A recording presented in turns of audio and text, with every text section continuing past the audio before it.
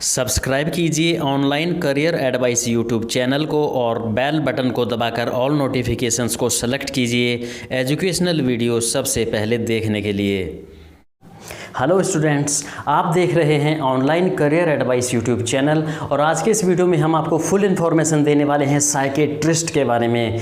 A to Z full information, जैसे कि psychiatrist बनने के लिए आपकी एलिजिबिलिटी क्या होनी चाहिए, किस सब्जेक्ट से आपका 12th पास आउट होना चाहिए और साइकेट्रिस्ट का जॉब प्रोफाइल किस तरह का होता है, साइकेट्री में स्पेशलाइजेशन किस फील्ड में हो सकते हैं, कौन सी इंस्टीट्यूट से आप इस कोर्स को कर सकते हैं और इसके बाद हम ये भी बताएंगे कि साइकेट्रिस्ट बनने के बाद आपकी जो अर्निंग है वो कितनी हो सकती है। इन सभी टॉपिक्स को हम डिटेल में आपको बताएंगे। फुल इन्फॉर्मेशन के लिए हमारे साथ बने रहिए।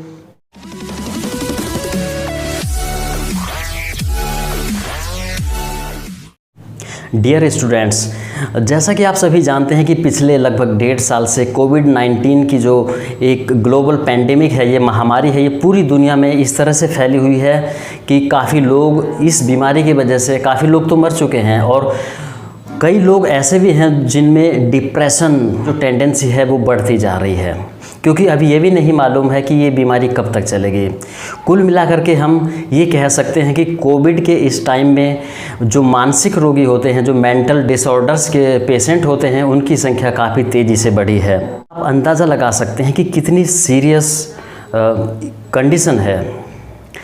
National survey of mental health resources के अकॉर्डिंग हमारे देश में इस टाइम लगभग 10,000 साइकेट्रिस्ट हैं पूरे इंडिया में।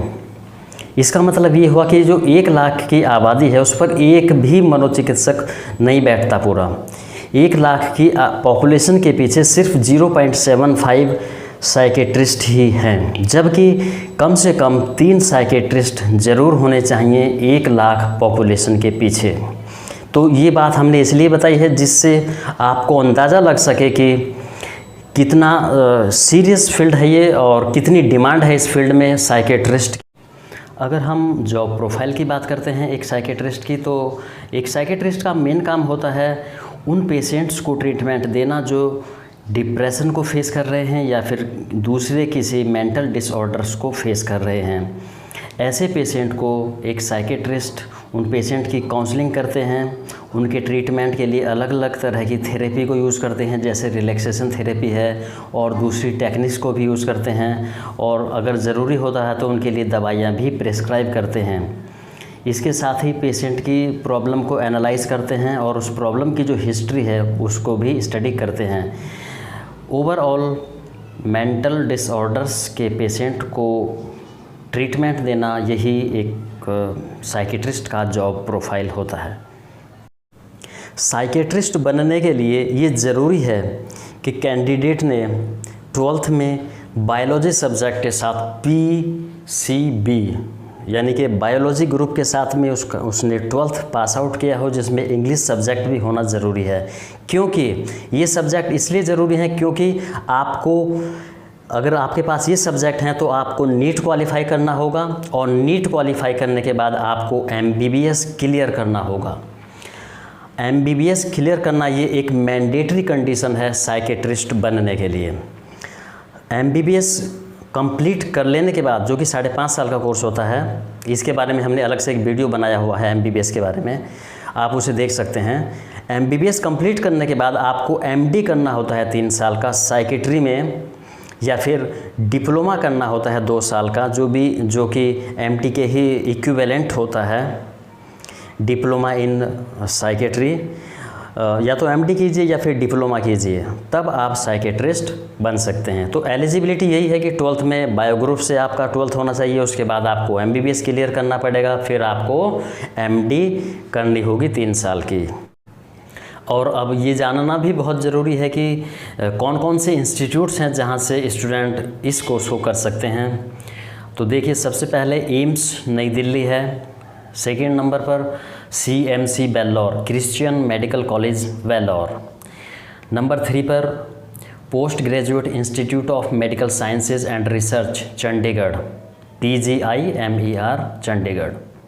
नंबर 4 पर AFMC पुणे, जो आर्म्ड फोर्सेस का मेडिकल कॉलेज है। ये होती है armed forces medical college Pune, full form है इसकी AFMC की। और नंबर 5 पर national institute of mental health and neuro sciences Bengaluru. इसके अलावा DY Patil medical college and hospital Pune. और एक और इंस्टीट्यूट से जो अच्छा माना जाता है, Pandit Bhagwat Dayal Sharma post graduate institute of medical sciences Rohtak. ये सभी अच्छे इंस्टीट्यूट्स हैं। इनके अलावा और भी इंस्टीट्यूट्स हैं जहाँ पर साइकेट्रिस्ट की एजुकेशन आप ले सकते हैं। और अगर हम अब बात करें जॉब्स की कि आपकी जॉब कहाँ लग सकती है, अगर आप साइकेट्रिस्ट बन जाते हैं तो उसके बाद में आपको क्या करना है, जॉब कहाँ लगेगी। तो देखिए, जितने भी हमने ये इंस्टीट्यूट्स आपको अभी बताए हैं जहाँ से आप ये कोर्स कर सकते हैं, तो वहीं पर आपको पोस्टिंग भी मिल सकती है साइकेट्रिस्ट बनने के बाद।